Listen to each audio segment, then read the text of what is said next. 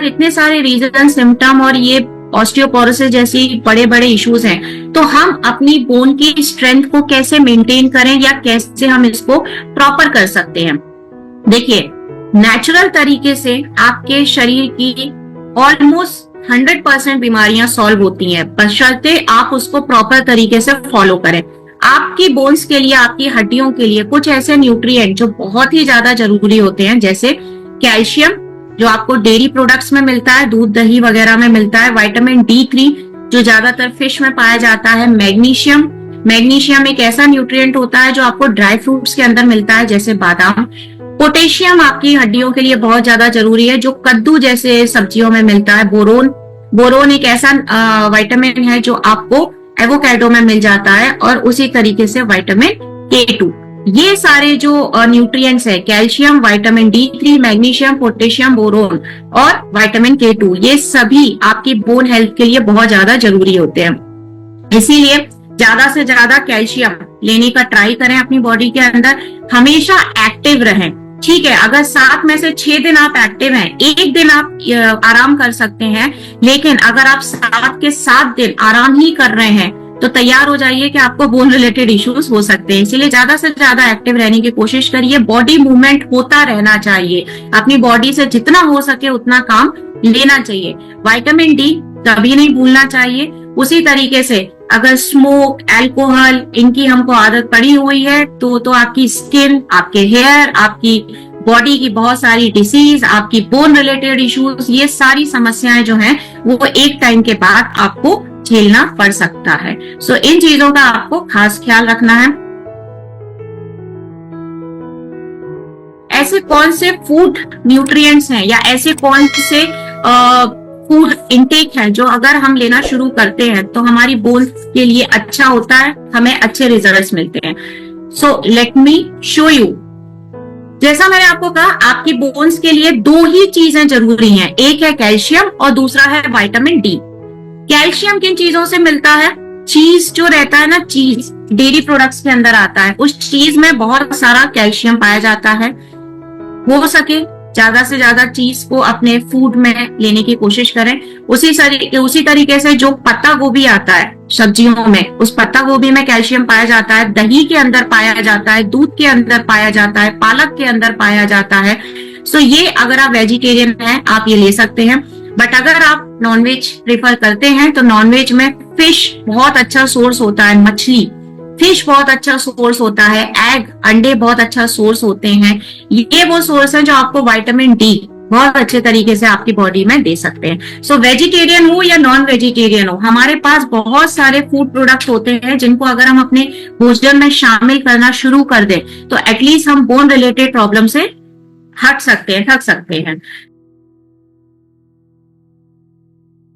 यहाँ पर जब मैंने आपको फूड बताया है, देखिए सबसे ज्यादा सोचने का बात यह है कि अगर हम बड़े हैं तो हम फिर भी डॉक्टर के पास जा सकते हैं या हम अपनी सेहत का ध्यान रख सकते हैं। बट आज के समय में बोन रिलेटेड प्रॉब्लम बच्चों के अंदर भी बहुत ज्यादा देखा जा रहा है, और ऑब्वियस ही बात है जब हमारे घर के बच्चों में इस तरीके की समस्या होती है तो हमको तकलीफ भी थोड़ी ज्यादा होने लग जाती है। सो अगर बच्चों के अंदर विटामिन D की कमी है तो बच्चे ऐसी कौन सी चीजें हैं जिसके थ्रू ये शो करते हैं, क्योंकि एक बच्चे को नहीं पता होता है कि उसको क्या प्रॉब्लम हो रही है।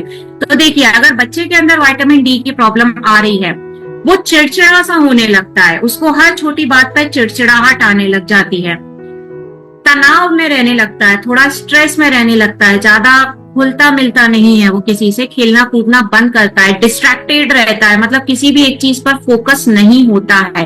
बच्चे के अंदर कमजोरी, थकान ये सब देखने को मिलती है। उसको कोई भी चीज सीखने में बहुत डिफिकल्टी होती है, चाहे वो उसके स्कूल के लेसन्स हो या फिर आप उसको कुछ सिखाना चाहते हैं, क्योंकि उसकी जो मेमोरी होती है, याददाश्त होती है, वो पुअर होती जाती है, मतलब दिन पे दिन कम होती जाती है, फोकस ही नहीं रहता है ना।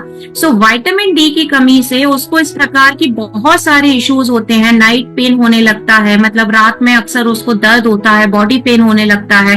अगर इस तरीके के सिम्टम, इस तरीके के लक्षण आपको अपने घर के बच्चों में दिखाई दे रहे हैं तो आप अभी से अलर्ट हो जाइए, क्योंकि अगर विटामिन D उसके अंदर कम हो गया तो सबसे पहले उसकी हाइट जो है वो बढ़ना रुक जाएगी, उसकी हाइट नहीं बढ़ेगी। बच्चों के लिए विटामिन डी जो है वो एडल्ट से भी ज्यादा जरूरी होता है। अगर उनके अंदर ये कम हो रहा है, हो सकता है उनको हर दूसरे दिन फीवर आता हो, चलने फिरने में भी थोड़ा सा उनको थकान या कमजोरी जिसे कहते हैं वो होता है, वेट लॉस होने लगता है बच्चों को, वीकनेस आने लगती है जैसा मैंने आपको बताया, स्वेलिंग उनको दिखाई देगी कई जगह बॉडी पर। तो इस तरीके की अगर कोई भी समस्या आपको अपने बच्चों में दिख रही है तो आपको बहुत ज्यादा सजग रहने की जरूरत है। सारे काम छोड़िए और सबसे पहले अपने बच्चों का विटामिन डी जो है वो चेक करवाइए। और विटामिन डी अगर उसको कमी है तो मैंने आपको जो अभी फूड इनटेक बताए थे विटामिन डी के लिए, वो उसको देना स्टार्ट कर दीजिए।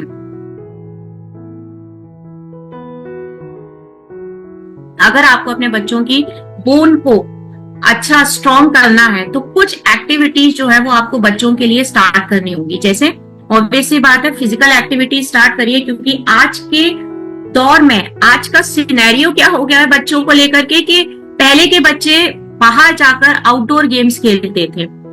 शाम का वक्त है, इवनिंग हुआ और बच्चे पार्क में जाएंगे या फिर अपने ही आसपास के लोगों के साथ टेरेस पर खेलेंगे या रोड पर खेलेंगे। ये पहले का सिनेरियो था। आजकल का सिनेरियो है सुबह से लेकर शाम तक बच्चे स्कूल और कोचिंग में बिजी रहते हैं, घर आते हैं तो मोबाइल लेकर बैठ जाते हैं या टीवी पर बिजी हो जाते हैं। फिजिकल एक्टिविटीज ऑलमोस्ट धीरे धीरे बंद होती जा रही है। सो कोशिश करिए बच्चों के हाथ में मोबाइल ना देते हुए उनको बाहर भेजिए, उनको टेरेस में भेजिए, उनको नीचे गार्डन में भेजिए, आप खुद उनके साथ में जाइए। जितनी ज्यादा वो फिजिकल एक्टिविटीज करेंगे उतना ज्यादा वो उनकी बोन्स जो है वो डेवलप होती जाएंगी। उनके डाइटरी पैटर्न पर यानी उनके खाने पीने पर आपको विशेष निगाह रखनी होगी, क्योंकि उनके खाने में आपको विटामिन डी और कैल्शियम ये दोनों चीजों का जो है खास ख्याल रखना होगा। प्रोटीन की मात्रा उनके भोजन में बढ़ानी होगी, क्योंकि अगर प्रोटीन नहीं जा रहा है बॉडी में तो इसका मतलब है बोन्स को, हड्डियों को उनकी खुराक नहीं मिल रही है। और थोड़े दूसरे माइक्रो न्यूट्रिएंट जो माइक्रो न्यूट्रिएंट्स भी उनकी बॉडी में जाना बहुत जरूरी है। आज के समय में क्या हो गया है ना, हमारे इंडिया में भी वेस्टर्न पैटर्न आ गया है। वेस्टर्न पैटर्न का मतलब ये होता है कि हर बीमारी का इलाज जो है मेडिसिन कर रही है, दवाइयां कर रही है। और कुछ ऐसी चीज है जैसे अगर आप ये कहेंगे कि कैल्शियम की कमी हो गई है तो आपको मेडिकल स्टोर पे बड़ी इजीली कैल्शियम की टैबलेट मिल जाती है, लेकिन वो वेस्टर्न पैटर्न है। वो कैल्शियम की जो टैबलेट है उसके अंदर कैल्शियम या विटामिन डी या माइक्रो न्यूट्रिएंट्स की मात्रा बहुत ज्यादा कम होती है। उन पर भरोसा ना करते हुए आपको अपने डाइटरी पैटर्न, भोजन पर ज्यादा विश्वास रखना होगा और उन फूड सप्लीमेंट पर विश्वास रखना होगा जो आपके सामने विद सर्टिफिकेट हम लेकर के आते हैं।